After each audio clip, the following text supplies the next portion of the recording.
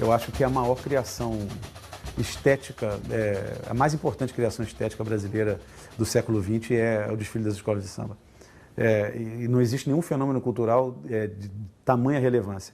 E ela está, de certa forma, a história das escolas de samba tem uma origem naqueles primeiros homens da pequena África lá e na Tia Ciá, tem todas as pessoas que organizaram seus ranchos, os seus pastoris e tal, e saíam pelas ruas e começaram a contaminar a cidade com essa ideia. Eu acho que isso foi a grande contribuição, talvez, assim, para a cultura do Rio de Janeiro e do Brasil, né? As forças conservadoras no Brasil são muito fortes. Por exemplo, o samba era produzido só por negros. Foi mais ou menos uma bênção quando apareceu um Noel Rosa branco, né, para fazer samba. Puxa, finalmente, então nós podemos dançar agora essa música. E por intermédio de Noel Rosa e de Almirante, de Braguinha, o samba chega à classe média e até aos grandes salões e se torna uma marca registrada do Brasil.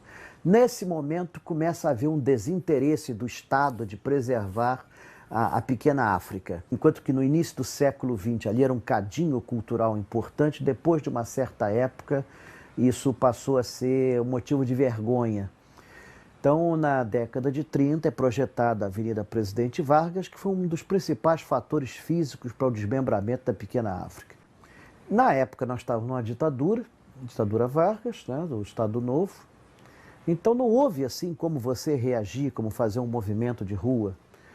Era um momento interessante em que a sociedade estava aceitando o samba, estava se tornando o orgulho nacional. Era a época do samba exaltação, de Ari Barroso, de Lamartine Babo e de outros grandes mestres. Noel Rosa já tinha falecido, mas ainda influenciava bastante. Mas, ao mesmo tempo, é a época da destruição da pequena África, com essas obras de remodelação da cidade, que não se pode negar, tinham um caráter segregacionista. As muralhas que não foram construídas no passado foram feitas no regime Vargas com o trator.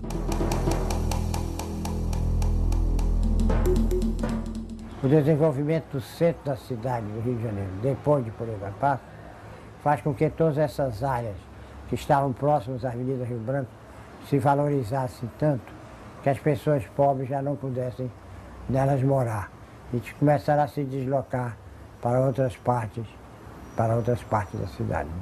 A cidade não pode ser só os prédios, né? A cidade ela é feita de ser humano, de pessoas. E a história é dessas pessoas, né? Não adianta você querer fazer uma cidade moderna só para dialogar com um turista, né, europeu, né? Essa cidade ela tem uma africanidade muito forte não na sua gênese, que na verdade a gênese era muito mais portuguesa e indígena, mas depois, na consolidação da identidade dessa cidade. Então essas histórias não podem ser passadas ao largo, né? Então acho que mais do que fazer as obras, fazer o porto, receber turista, receber empresas naquela região, é também contar a preservação dessa identidade que essa cidade tem e dessa cultura.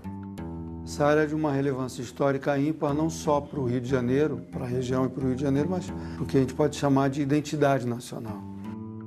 Muito do que a gente entende como brasileiro nasceu aqui ou passou aqui. E, sobretudo, a marca da influência africana no que é a identidade brasileira. Então, esse conjunto de elementos que era frequentado por trabalhadores da estiva, em sua grande maioria afrodescendentes, produz uma massa cultural que marca muito a nossa identidade, ela de alguma maneira ainda continua presente. Você tem um início disso e marcas disso não só na cultura, mas também na economia. Uma primeira grande obra portuária do Rio de Janeiro, que é a primeira obra também do primeiro engenheiro negro brasileiro, que é o André Rebouças, também é um marco na luta pela abolição. Como é que o poder público trata dessa cultura?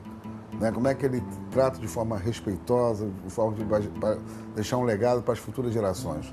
Esse é o grande desafio. Então, não basta só fazer prédio, não basta fazer viaduto, não basta, né, você criar a urbanidade só de mobilização, sem levar em conta que a alma dessa cidade não está nos prédios, está na cultura do seu povo. Diferente de processos de renovação urbana que ocorreram em outras cidades, ou mesmo que ocorreram no Rio de Janeiro, onde é um processo, por assim dizer, de apagamento, né? Vamos fazer uma coisa nova, então esquece o que era e vamos fazer de novo. Aqui a gente está no movimento exatamente de trazer à luz a riqueza cultural, histórica, arquitetônica e econômica da região como um valor agregado desse novo que se quer construir. É claro que nunca mais teremos uma pequena África ali naquele espaço, não há mais espaço para tal. Mas se recuperar essas memórias todas, e elas são fundamentais, foram a base